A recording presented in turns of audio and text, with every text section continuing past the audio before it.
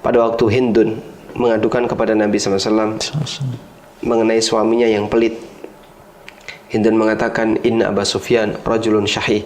Abu Sufyan itu orang yang sangat pelit. La yu'tini min malihi ma yakfini wa waladi. Dia ngasih hartanya untukku tidak cukup untuk aku dan anak keturunanku. Maka apa kata Nabi SAW? Khudhi min malihi. Silakan kamu ambil harta dari Abu Sufyan tadi. Namun sifatnya adalah yang cukup, ma yakfiki wa waladiki, yang cukup untuk dirimu dan untuk anakmu. Andaikan hartanya suami itu milik istri, tentu Nabi SAW akan mengatakan kepada Hindun, silakan kamu ambil hartanya Abu Sufyan sesukamu. Tapi beliau tidak bersabda demikian, tapi yang beliau sabdakan adalah yang cukup bagimu.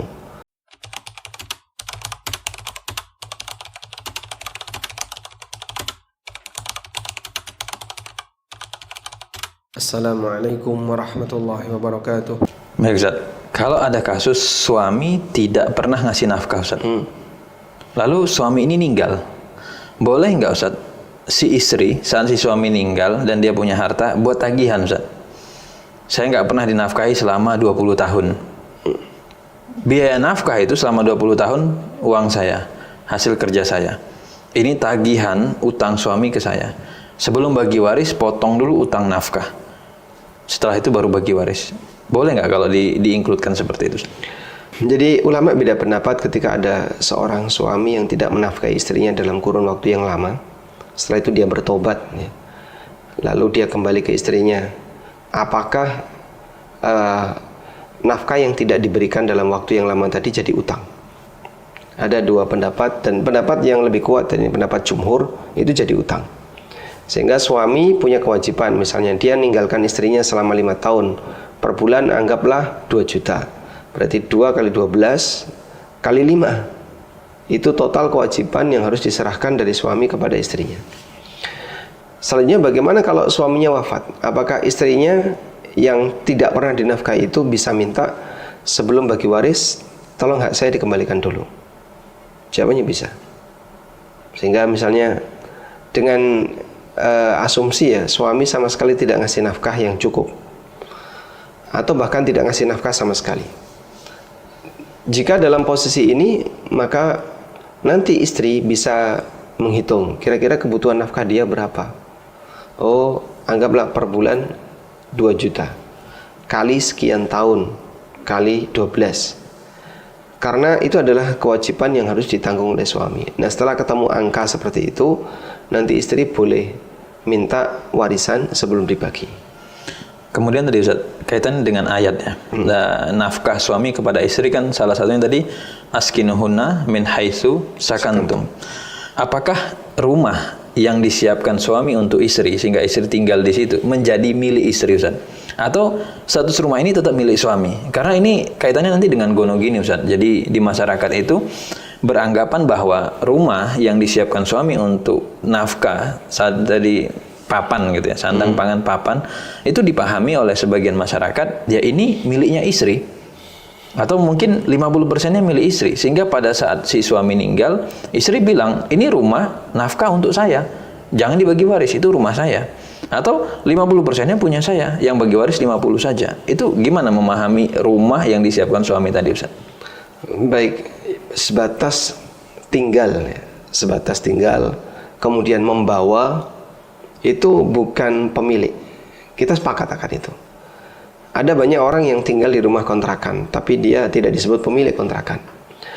Membawa juga demikian. Membawa itu belum tentu jadi pemilik. Misalnya, tolong bawakan ini ya, bawakan ini, nanti saya mau balik sebentar lagi.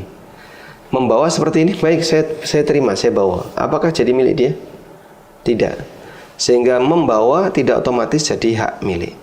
Karena tidak jadi hak milik, maka dalam hal ini wallahu alam, ketika seorang istri tinggal di rumah suami, berarti dia mendapatkan fasilitas berupa tempat tinggal, tapi bukan berarti diberi rumah oleh suami. Yang ada adalah fasilitas tempat tinggal, bukan pemberian rumah. Maka dalam hal ini status rumah tadi milik siapa ya? Status rumahnya tetap milik suami ketika suami meninggal, dan tidak kemudian serta-merta pindah ke istri. Hal yang sama juga berlaku untuk harta yang lain.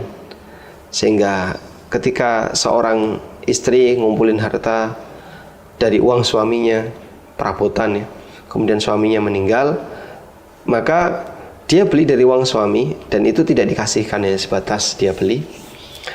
Dalam hal ini nanti ketika suaminya meninggal, ini perabotan masuk jadi waris. Tapi Pak, perabotan kan identik dengan perempuan. Iya, tapi pengadaannya pakai duit siapa? Pakai duit suami. Makanya kembali ke suami. Wallahu a'lam. Ibu-ibu protes Ustaz, kalau Ustaz jawab seperti itu. Mereka mengatakan kami ini melayani suami dari awal berjuang nikah sampai suami wafat, kami nggak dapat apa-apa. Kami cuma dapat pahala doang gitu. Kalau disebut nggak dapat apa-apa, mungkin nggak jujur sekali itu. Nah, dia makan dari mana? Dia tinggal di situ selama bertahun-tahun. Dia menggunakan fasilitas di rumah itu selama bertahun-tahun.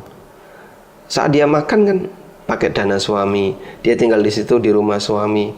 Kemudian dia menggunakan fasilitas yang ada di situ selama bertahun-tahun, pakai baju, pakai apalagi yang ada di dalam situ. Itu apa nggak ada biayanya?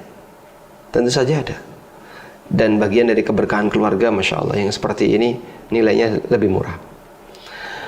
Baik, jadi istri sudah mendapatkan, dia tinggal di situ, dia dapat. Nah, selanjutnya ketika suami meninggal, saya minta tolong dibagi dua. Nggak bisa. Di sini ada hak ahli waris yang lain. Oleh karena itu coba kita lihat di sini. Pada waktu Hindun mengadukan kepada Nabi SAW mengenai suaminya yang pelit, Hindun mengatakan, Inna Abu Sufyan rajulun syahih. Abu Sufyan itu orang yang sangat pelit.